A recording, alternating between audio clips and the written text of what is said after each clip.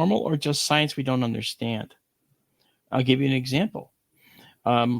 I had brain surgery 30 years ago, and they had to put one in. Just kidding. No, they had to take out something that was killing me, and they did, and I survived. But long-term effects were that I would hear people talking that weren't there, and I would, I know, hear voices in my head, right? But it didn't say kill your dog. No, Right. It just was like people talking in a room. It's like being in a room full of people all the time. It's happening now, and I just learned to ignore it. Mm-hmm. For a period of time, they had me on drugs to try and get rid of these sounds because it was too much. Debilitating. I abandoned those drugs because the drugs were debilitating, and I wanted to be very, very clear. So that was years and years ago. I stopped that, and it was much better for that. So I would hear sounds, and then all of a sudden I started seeing people that weren't there. Now, if you consider the way I saw things, these are things that people would say, "You saw a ghost. You saw a ghost. Oh my, that's a ghost." I was brushing my teeth, and I turned around, and there was a woman. Oh! I dropped the Sonicare toothbrush on the tile floor. It made a loud cracking sound. And this woman was standing there, and she had this. I only saw like the outliney kind of 3-dimensional shape because he looked like water without the shine, and didn't have a form. I could see a long flowing outside, so it reminded me of a dress and narrow shoulders. So I thought it looked like a woman just standing there. So I picked up a toothbrush, and she was gone. So I thought that was weird. And so another time, coincidentally, in that same location, I saw a guy walk by the door in a sport coat. The reason I knew it was a sport coat, again, I couldn't see it. It had squared off sleeves, squared off shoulders. And I thought, that looks like a guy in a sport coat. And I looked out of the door, and I watched him walk right into the other wall and vanish. I'm like, exactly. And I'm thinking to myself, my brain is playing tricks on me, man. And so, but is it?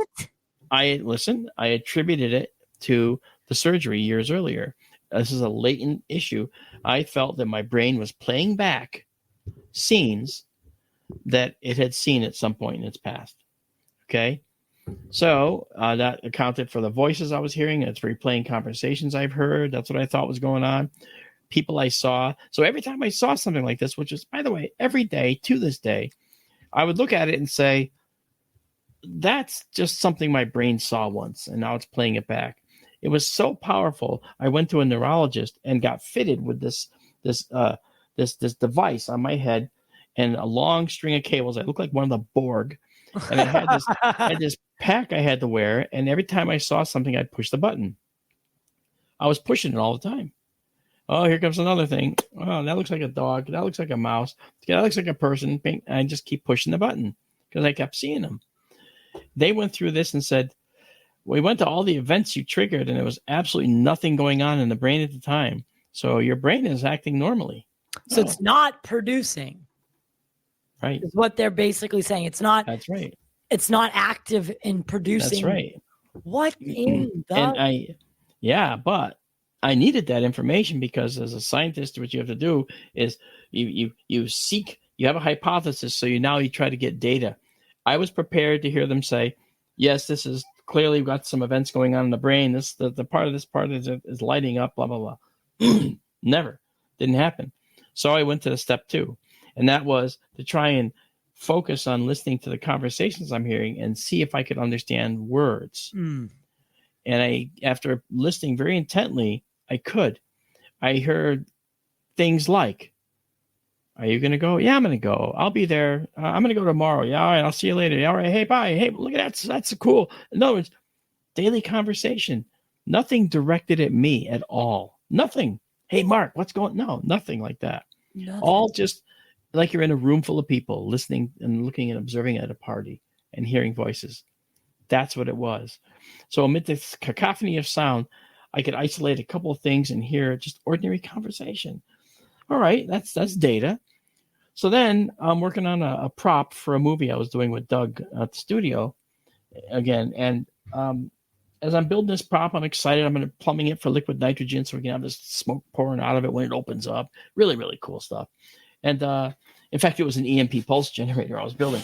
And so in doing that, I look and I see this thing come walking into my shop, another creature, and it turned around and then laid down. It looked like, I thought that's what it was doing.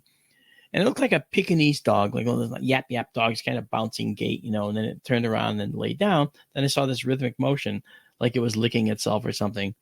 So I put down the tools and I started walking over to it. And I looked at it on the ground. And as I got over it, I could see the other side of it. Okay, that's data, because if your brain was replaying a projection of something it saw, your brain would have no idea what's on the other side. It would. So how would it know? So I thought that was pretty interesting. So then I decided to do the thing that changed everything, and that is step on it. So I stepped on it with my left foot. When I stepped on it with my left foot, that's when the world changed, because now all of a sudden it recognized I stepped on it. It got up and ran out of my shop, and as it did, it took my foot with it. And my foot was like flying up into the air, like imagine a bungee cord wrapped around your ankle, okay, right around the bottom of your shoe, right where it meets the floor. And imagine somebody running away with that bungee cord. How long could you handle that before your foot snapped up? Okay, so I'm leaning into it to try and prevent my foot from snapping up. And as I'm leaning into it, it got too great. The force took over. Next thing I know, my left leg extends out in front of me, hyperextends my left knee. At the same time, my right leg is now coming up, and I'm falling now in my shop, and this shoulder hits a workbench. Pow! I fall over and hit my head on the concrete floor. All right. Now, that just happened. I said to myself, I got up, and I'm going, oh my gosh, that was the coolest. That was incredible. Ow. Yeah, you might have a concussion. But yeah, I went to the hospital immediately. I had to go to the ER immediately, actually, because from that point forward, I couldn't move this arm. And I thought maybe I broke my shoulder or something. And my left leg, the knee was hyperextended. It hurt for a few days, but it got better. So I didn't have to worry about that. Ibuprofen took care of that. Right. Okay. So when the doctor asked how it happened, I said, I fell.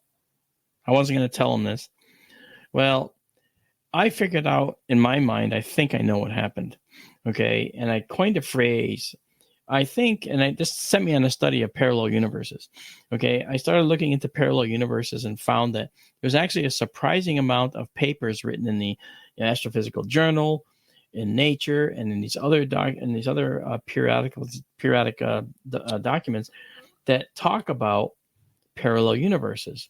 And one of them talks about the fact that we have these concurrent shells of universes that were all commingled. And sometimes they will punch into the other one. Like there's my knuckle coming up through. Right. That where it comes through, that's the universe down here poking into this universe up here. And wherever that happens, that particular location right there is where someone could see something if they were there. Right. And maybe that's what we're calling ghosts.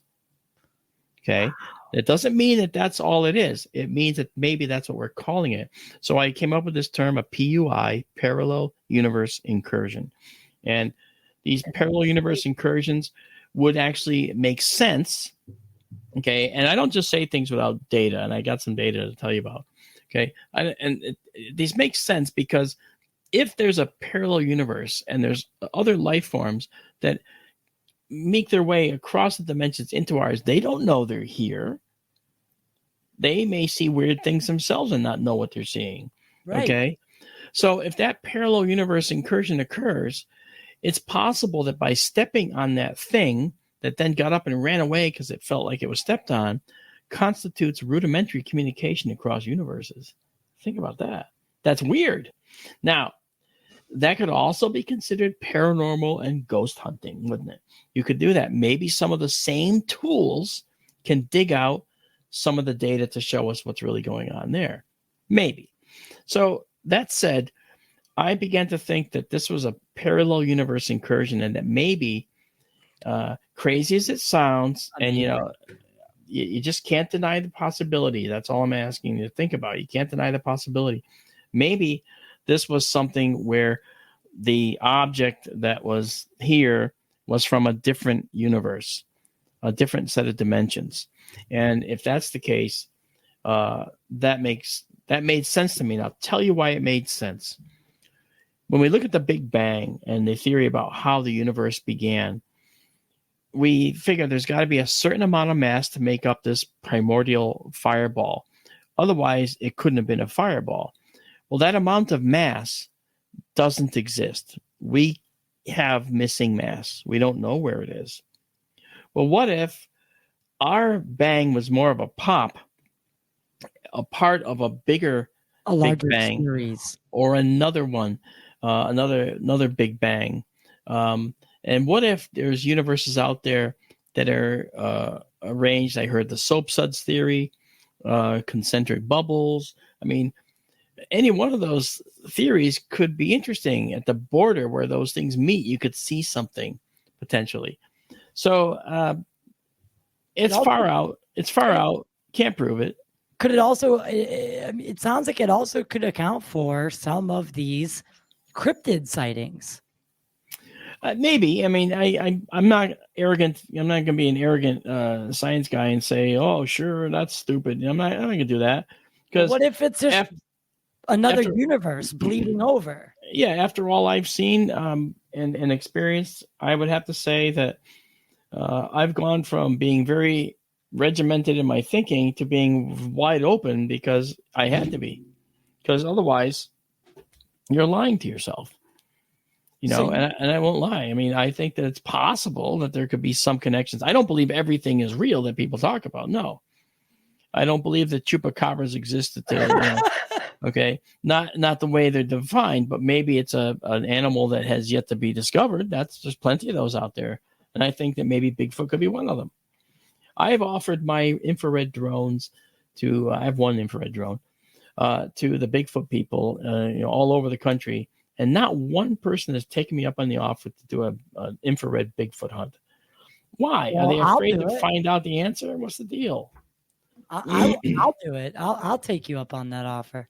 Well, we gotta do a Bigfoot run somewhere. Let's do it, man. I'm serious. Wow. So, do you think that there's a possibility that you absolutely not? No, I'm just kidding. That you are seeing that whatever happened, procedurally, whatever. Something gave you the ability to see more than I can. I don't think I'm special. I think that I just became aware because of the fact that I had an experience that I actually started to probe and pay attention to, and I didn't have any scientific instrumentation at all to start probing this lady in my bathroom, the guy in the suit and the dog. I didn't have any of that, but I just started to formulate a theory. And it doesn't mean that I have any more capability. I don't think of myself as special in any way.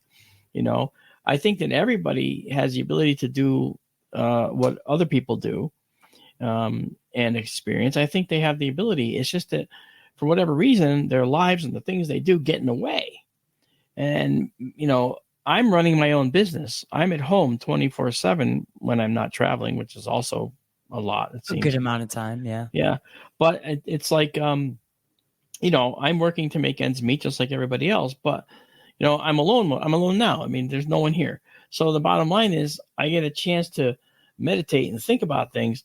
And does that make me more of a target for these things? I can't answer that. Yes or no. I don't know what the answer is. So interesting. It's weird stuff, granted. But I do know that, as soon as you stop wondering what's going on out there, you're done. You got to keep pushing. That's what I do. Yeah, absolutely, my friend. And listen, I'm not going to lie. That investigate the place we went when we were filming where the person told me to lean into it, so to say. There was stuff that happened while filming that I can't explain. Hmm. And